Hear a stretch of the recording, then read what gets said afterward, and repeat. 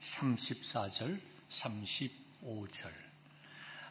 길지 않은 본문이니까 우리 다 스크린 보면서 한 목소리로 우리 읽겠습니다. 다 같이 시작. 새 계명을 너희에게 주노니 서로 사랑하라. 내가 너희를 사랑한 것 같이 너희도 서로 사랑하라. 너희가 서로 사랑하면 이로써 모든 사람이 너희가 내 제자인 줄 알리라. 우리 주님의 말씀입니다. 아멘. 네, 교회를 세우다 우리 네 번째 시간으로 이렇게 말씀을 전합니다. 우리 성도님들, 좋은 교회라는 것을 우리가 어떻게 알 수 있을까요? 또 좋은 신앙이라는 것은 어떤 증거를 보고 우리가 이렇게 판단을 하는 건 아니지만 우리가 느낄 수 있고 어떻게 알 수가 있을까요? 예수님께서는 마태복음 7장 17절 말씀에 이렇게 말씀하십니다. 좋은 나무마다 아름다운 열매를 맺고 못된 나무가 나쁜 열매를 맺나니, 거짓 선지자들에 대한 분별력을 말씀하시면서 이렇게 우리에게 주신 말씀이죠. 우리에게도 적용되는 말씀이라 생각합니다. 우리가 애써서 세우고 지키는 이 베델교회가 어떻게 좋은 교회가 될 수 있는가, 어떻게 우리가 알 수 있는가, 그것은 우리의 열매를 보고 알 수 있다라는 말씀입니다. 내가 좋은 신앙인이 맞나 안 맞나는 기도를 열심히 하고 전도를 많이 하는 것, 물론 중요한 일이지만 가장 중요한 것은 그 사람의 열매를 보고 알 수 있다는 거죠. 그렇다면 그 열매가 무엇인지가 중요합니다. 그래야 우리가 그 열매를 보면서 저 사람은, 저 집사님은, 저 성도님은 참 좋은 신앙인이구나, 우리가 이렇게 알 수 있다는 겁니다. 성경에 보면 그 열매가 한두 가지가 아니에요. 여러 가지로 설명을 하고 있습니다. 근데 가장 중요한 열매는 무엇일까? 예수님의 사역과 말씀을 볼 때 그것은 사랑이라고 생각합니다. 사랑의 열매. 왜냐하면 예수님께서 십자가를 코앞에 두시고 마지막 제자들에게 가르친 메시지가 바로 오늘 본문에 나온 말씀처럼 너희들이 서로 사랑해라 였기 때문입니다. 사도 바울도 고린도 교회를 향해 편지를 쓰면서 무엇이라고 말씀하죠? 우리가 잘 아는 구절 말씀, 믿음, 소망, 사랑, 이 세 가지는 항상 있을 것인데 그 중에 제일은 뭐라고요? 사랑이니라. 저도 이렇게 교회를 세우다 마지막 시간을 이 예수님의 말씀과 같이, 또 사도 바울의 말씀과 같이 사랑의 열매가 바로 우리가 맺어야 할 사랑의 열매가 바로 우리 신앙인의 증거, 또 우리 좋은 교회의 증거가 아닌겠는가 하는 생각을 가졌습니다. 길지 않은 시간이지만 그래도 저도 이제 나이가 40이 넘었고요. 또 전도사 때부터 10여 년이 넘는 그런 목회 생활을 하면서 과연 어떤 사람이 예수님을 잘 믿는 사람인가, 예수님을 잘 믿는다는 것은 무엇일까, 이렇게 고민을 종종 하게 되죠. 그러면서 저 나름대로의 고민 속에 얻은 답은 사랑의 열매를 보이는 사람이 진정한 예수님의 사람이 아니겠는가, 그렇게 생각을 하게 됩니다. 내가 열심히 피땀 흘려서 이루어낸 어떤 업적들, 성과들, 또 어떤 옳고 그름에 대한 자기가 가지고 있는 확고한 어떤 신념들, 다 중요한 것이지만 결국 내 마음에, 그리고 하나님의 마음 속에, 특별히 우리가 함께 살아가는 성도들의 마음 속에 남는 것은 누가 무엇을 잘했고 못했고 그것도 중요하지만 그 사람이 맺어놓은 사랑의 열매가 얼마나 있는가, 그게 더 중요한 것이 아니겠는가 하는 생각을 가졌습니다. 그래서 오늘 여러분과 그 사랑에 대해 함께 나누고자 합니다. 근데 이 사랑은 제가 보여주는 사랑도 아니고 또 우리 성도님들이 가지고 있는 사랑도 아니고 세상에 그 어떤 사람이 가지고 있는 사랑이 아니라 누구의 사랑이에요? 바로 예수님의 사랑. 예수님께서는 말씀하셨습니다. 새 계명을 주노니 서로 사랑하라. 내가 너희를 사랑한 것 같이 너희도 서로 사랑하라. 그렇다면 우리가 힘써 알아야 할 것은 바로 무엇입니까? 그럼 예수님께서 보여주신 사랑이 무엇인가? 그것을 우리가 힘써 알고 그 사랑을 우리도 본받아 행하는 것, 그것이 우리가 해야 할 일이라고 생각합니다. 오늘 본문이 있는 13장을 통해서 그 예수님의 사랑을 우리가 다시 한번 깊이 알기를 원합니다. 우리 13장, 요한복음 13장 1절에 보시면 이렇게 기록하고 있습니다. 유월절 전에 예수께서 자기가 세상을 떠나 아버지께로 돌아가실 때가 이른 줄 아시고 세상에 있는 자기 사람들을 사랑하시되 끝까지 사랑하시니라. 예수님의 사랑, 여러 가지가 있겠지만 우리 13장에 기록된 예수님의 사랑을 우리가 한마디로 표현한다면 바로 끝까지 사랑하신 사랑이다라고 말을 할 수 있겠습니다. 흔히 우리가 이제 여러 유행 가사들이나 시 같은 거 보면 그런 표현들을 많이 하죠. 마지막 사랑이다, 끝 사랑이다, 세상 끝날까지 사랑하겠다, 이런 표현들을 합니다. 자신의 사랑을 극도로 이제 강조를 하면서 이렇게 말을 하는 거죠. 그런데 예수님의 사랑이야말로 정말로 진실된 세상 끝까지 사랑하시는 사랑이 아니겠는가. 우리가 다시 한번 오늘 말씀을 통해서 깨닫게 되는 것입니다. 우리가 그 사랑이 오늘 이 시간 말씀을 통해서 또 이어지는 성찬을 통해서 그 사랑이 나에게 깊이 다가오길 소망합니다. 어떻게 사랑하셨길래 끝까지 사랑하셨다고 이 성경은 기록하고 있는가? 우리가 세 가지로 우리가 함께 나눠보기를 원합니다. 첫 번째, 내게 맡겨진 시간을 다해 사랑하는 사랑입니다. 우리 인간들은 모두가 다 시간의 한계 속에서 살고 있어요. 무슨 말이냐면 우리가 시간을 컨트롤을 할 수 없다는 거죠. 그래서 흘러가는 화사같이 빨리 지나가는 시간을 두고 우리가 아쉬워하기도 하고 또 무언가를 기다릴 때가 되면은 그게 좀 더디 오는 것 같아서 마음이 참 초조하고 또 속상하기도 하는 그러한 우리 모습을 보게 됩니다. 그래서 시간에 대한 명언들도 많이 있죠. 시간은 금이다부터 시작해서 내가 헛되이 보낸 오늘은 어제 죽으니가 그토록 바라던 내일이다 라는 그런 명언들이 많이 있습니다. 이런 명언들 듣게 되면 우리는 어때요? 깨달음이 있어요. 그렇구나. 참 시간은 중요하구나. 내가 시간을 컨트롤할 수 없기 때문에 지금 이 순간을 참 잘 살아야겠구나. 그런 깨달음을 얻습니다. 그런데 재미있는 것은 그 깨달음이 어때요? 대부분 오래 가지 못한다라는 것이죠. 나의 시간은 영원한 것처럼 어제 있었던 것이 오늘도 있을 것처럼 살아가는 우리의 모습이 있는 것을 다 발견하게 되죠. 예수님께서는 그렇지 않으셨다라는 거죠. 예수님은 사실 시간과 공간의 한계를 뛰어넘는 초월하신 하나님이십니다. 그런데 이 땅에 인간의 몸으로 오셔서 어떻게 해요? 우리와 똑같이 시간의 제약을 받으시고 공간의 제약을 다 느끼셨어요.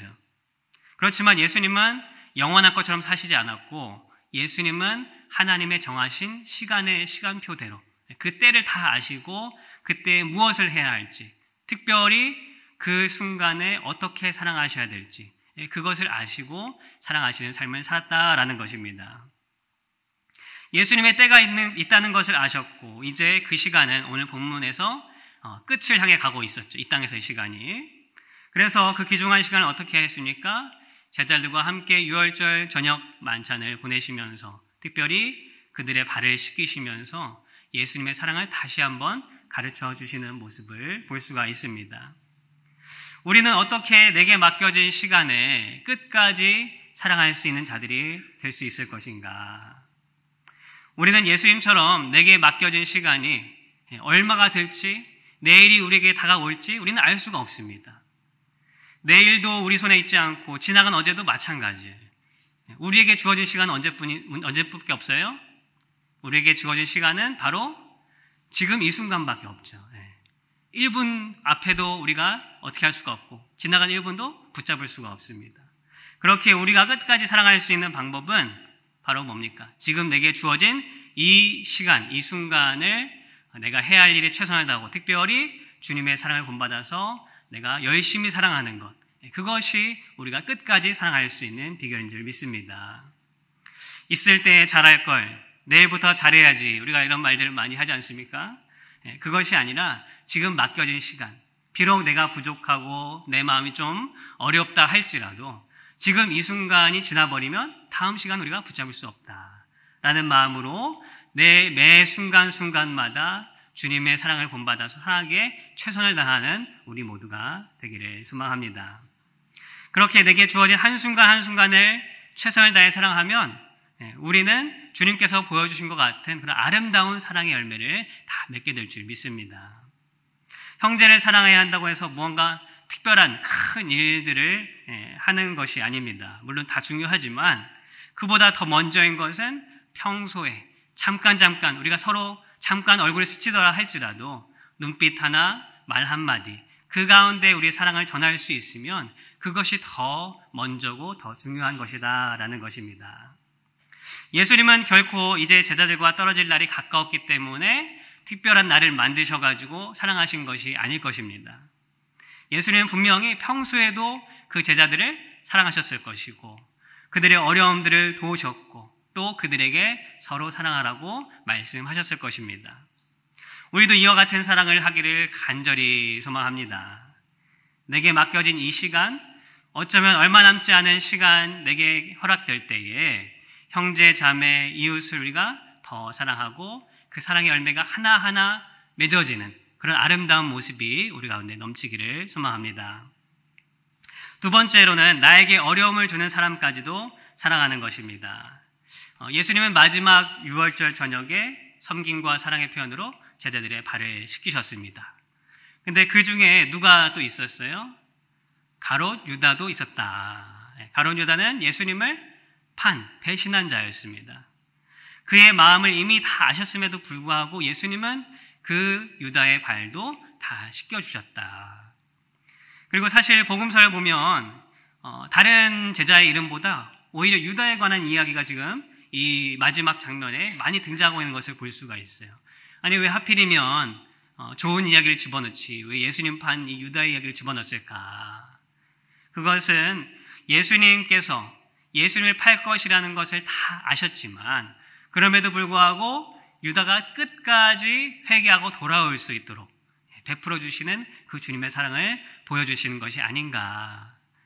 내게 어려움을 주는 사람을 사랑하는 것, 그것은 참 어려운 일이죠. 우리는 보통 우리가 최선의 방법으로, 내가 할 수 있는 최선의 방법은 그런 어려움을 주는 사람들, 나와 잘 어울리지 않는 사람들을 어떻게 해요? 그냥 그 관계를 끊어버리는 거죠. 멀리하는 거예요. 그게 최선의 방법인 거죠. 그러나 예수님이 보여주신 사랑은 그것이 아니었다. 예수님은 자신을 팔고 은 30에 자신을 배신할 그 유다를 아시면서도 그를 품어주시고 그가 회개할 때까지 끝까지 기회를 주시는 그 사랑, 그것이야말로 우리 주님의 사랑이라는 것을 다시 한번 우리가 기억할 수 있기를 소망합니다. 나를 좋아해주고 나를 사랑해주는 사람을 사랑하고 도와주는 일은 쉬운 일이죠. 당연한 일입니다. 동물들도 하는 일들이에요. 예수님께서는 마태복음 5장 46절에서 이렇게 말씀하시죠. 너희가 너희를 사랑하는 자를 사랑하면 무슨 상이 있으리요? 세리들도 이같이 아니하느냐? 우리가 정말로 예수님을 믿는 그 열매를 보이려면 우리는 나를 사랑하기는커녕 나에게 해를 주는 그 사람들도 품을 수 있는 그런 사랑의 경지에 도달해야 될 줄 믿습니다. 어떻게 그런 사람들을 사랑할 수 있고 용납할 수 있습니까? 내 안에 있는 어떤 상식, 내가 가지고 있는 어떤 감정, 의지로는 불가능하죠. 어려운 일입니다. 그러나 내 안에 예수 그리스도, 내 안에 계신 예수 그리스도, 또 나와 함께 하시는 성령님이 내 안에 충만하게 되면 우리는 그런 사랑을 하게 될 수 있을 줄 믿습니다. 저는 간혹 그런 어려운 마음이 들 때 기도하면서 이 질문을 던집니다. What would Jesus do? 예수님이라면 어떻게 하셨을까? 내가 지금 어려운 관계 속에 있는 그 상대방, 어떤 어려운 문제들, 과연 예수님이라면 어떻게 하셨을까? 그렇게 고민하고 한 번만 물어볼 수 있으면 정답이 딱 나옵니다. 내 어떤 불안한 마음들, 어떤 불평의 마음들, 그런 마음들은 다 그 앞에서 사그러들고 예수님이 품으셨던 그 사랑의 마음이 나에게 찾아오는 것을 느끼게 됩니다. 그 동일한 마음으로 주님은 어떻게 하셨어요? 우리의 죄를 씻어 주셨습니다.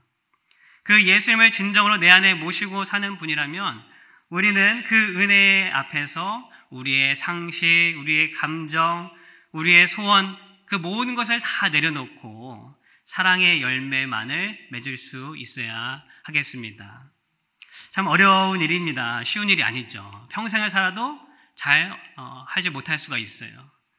그러나 이 일이 정말 쉽다면 왜 예수님께서 친히 이 땅에 오셔서 십자가를 지셨겠습니까? 어렵기 때문에, 우리가 하지 못하기 때문에 예수님이 대신 그 사랑을 보이시고 이제는 그 사랑과 그 은혜 안에서 너희도 이와 같이 하라라고 말씀하는 것 아니겠습니까?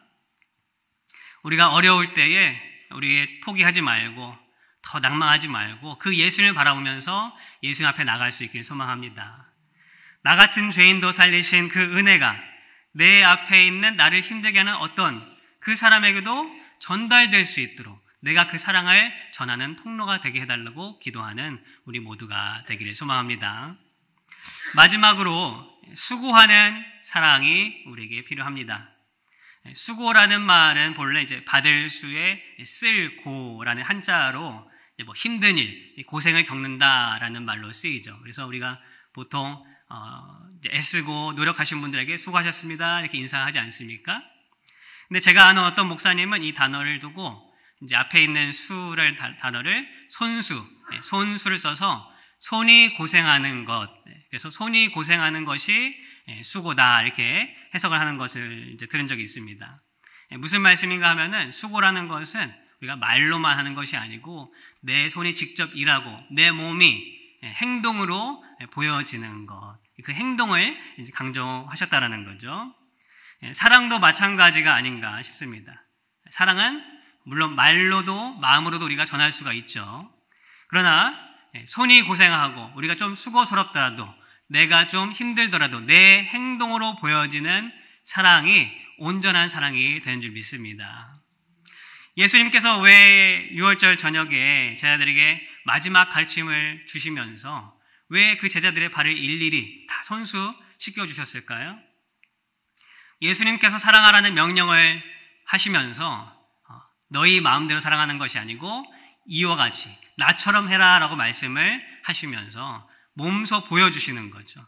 사랑은 입으로만 하는 것이 아니고 손이 수고하고 몸의 행동으로 내가 선생이고 너희들이 나의 제자들이지만 선생된 자가 먼저 섬기고 낮아지는 그런 모습을 통해서 사랑을 해라라고 보여주는 것 아니겠습니까? 요한일서 3장 18절 말씀에 이렇게 기록하고 있습니다.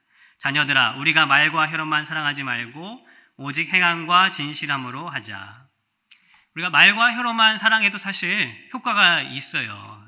좋은 말, 위로의 말, 격려의 말을 해주면 힘을 얻고 또 사람들이 살아납니다. 그런데 예수님의 사랑은 그 말과 혀에만 있지 않다라는 것이죠.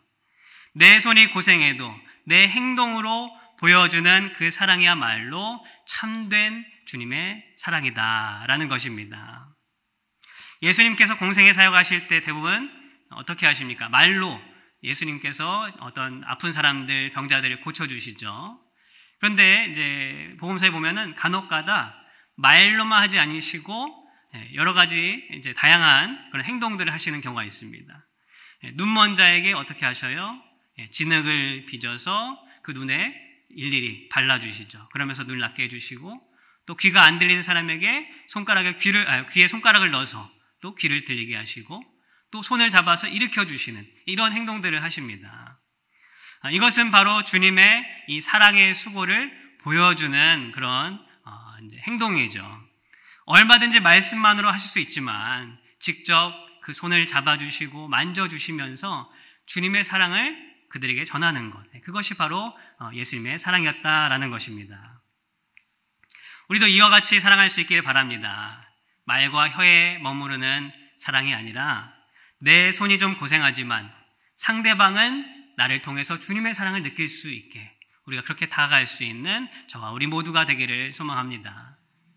우리 교회의 성도님들은 이 수고하는 사랑에 있어서 참 잘하고 계신다라고 생각합니다. 특별히 우리 성도님들 어떻게 하십니까? 음식을 잘 싸주시죠. 그렇죠?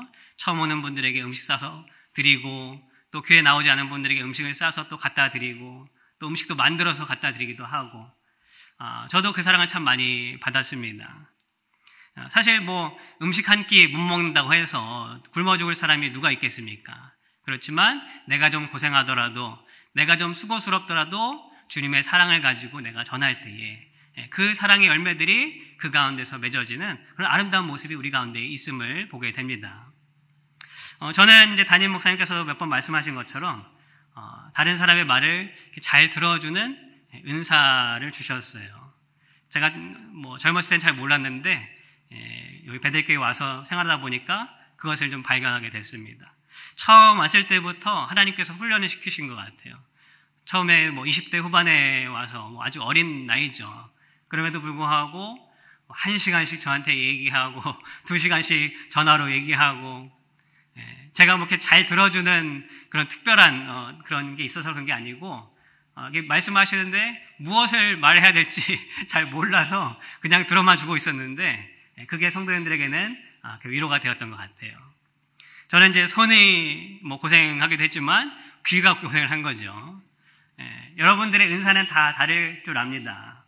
하나님께서 주신 은사가 다 있을 텐데 그 은사를 통해서 내가 좀 수고스럽더라도 내가 좀 희생을 하더라도 다른 이들에게 주님의 사랑을 전할 수만 있다면 그 일을 감당할 수 있는 우리 모두가 되기를 소망합니다. 말씀을 맺습니다. 예수님의 사랑은 끝까지 사랑하는 사랑이었습니다. 왜냐하면 사랑만이 답이기 때문입니다. 죄의 문제를 해결하는 것도 우리의 삶에 얽혀있는 문제도 예수님의 사랑이 답인 줄 믿습니다. 주님은 제자들의 발을 씻기시면서 그리고 결국 십자가에 달려 돌아가셔서 자신의 목숨을 내어주시면서 그 사랑을 우리들에게 다 보여주셨습니다. 이제 우리도 그 사랑의 열매가 더욱 많아지는 우리 베델교회를 세울 수 있기를 소망합니다. 성도 여러분, 사랑만이 답입니다. 성도 여러분, 사랑만이 답입니다.